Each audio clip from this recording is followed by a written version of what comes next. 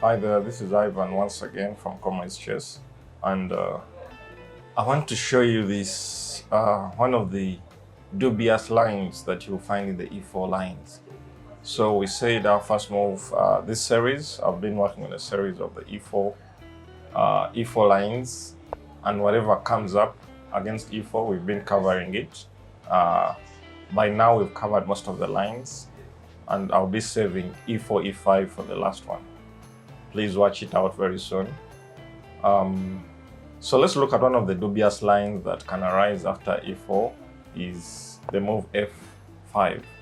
F5, this is the Duras Gambit, and it's an important system here that we see, but it's a very dubious line because it's basically wrong.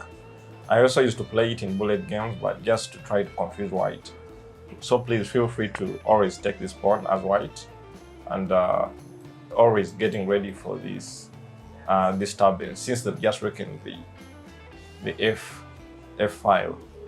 So most times they'll try to first bring out their knight to stop that queen check, but just feel free to develop your pieces. You've just taken a pawn and you can hang on it.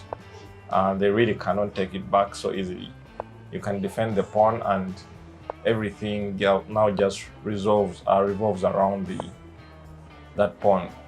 It's a gambit basically, so they can afford to lose this pawn, and we see this line somehow dubious because they've just given a pawn without real compensation, no serious development, and this is how black usually suffers in such lines. But please note that they still have a fight. They've just lost a pawn, not basically a piece. So please, you have to watch out. It's still a fight that you have to prove. Usually they've castled long side, and by now you know that they are ready for a fight to attack the king side in such positions.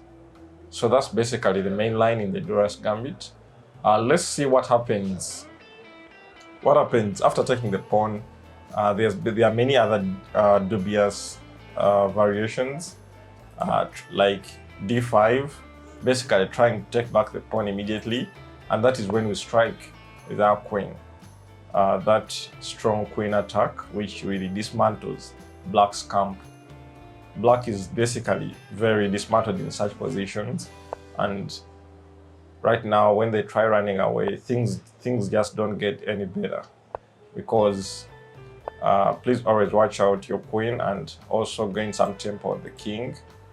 As they attack the knight, you can just always destroy their position.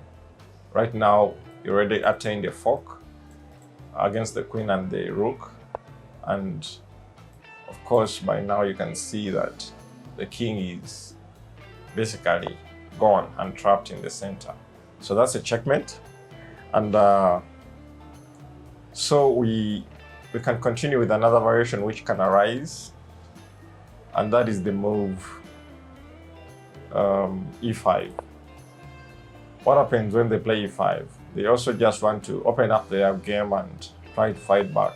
The same move still arises. Always remember that whenever you don't see anyone stopping that queen from coming there, like the former knight F6, which stops the queen from going to H5, just feel free to.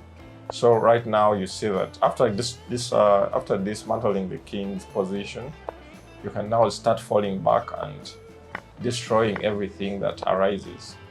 So basically now black is really struggling to maintain a composed structure. So you can just feel free to enjoy such a position. Then comes to another system which can arise, a dubious bullet system. I've seen this system in with bullet players. I've not seen it so much with classical players, but I've seen it with bullet players playing this system. King to F7. The king is trying to confuse white, but this still arises. This is a super Duras Gambit, where the king tries to hide but the king is hiding nowhere.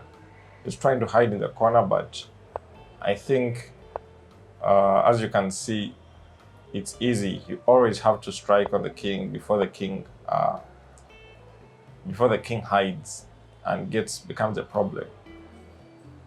Reminds me of those king gambit structures where the king hides in dubious positions and somehow safe anyway. So try your best to continue pushing all these pawns. G4 is a beautiful move, trying to give discomfort to the king. Don't hesitate to go attack that king. So black tries to, you're giving this pawn for the reasons of trying to open up the king's side and dismantling the king's position. So when they take, it's a beautiful opportunity for us to now attack. As you can see, the rook has nowhere to go and has to fall back and be lost. And that was one of the king's most beautiful defenders.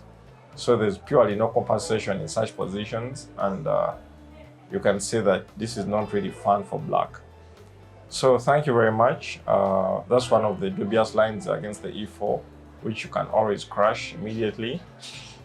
See you in the next lecture. I'll be doing the last one, which is e4, e5.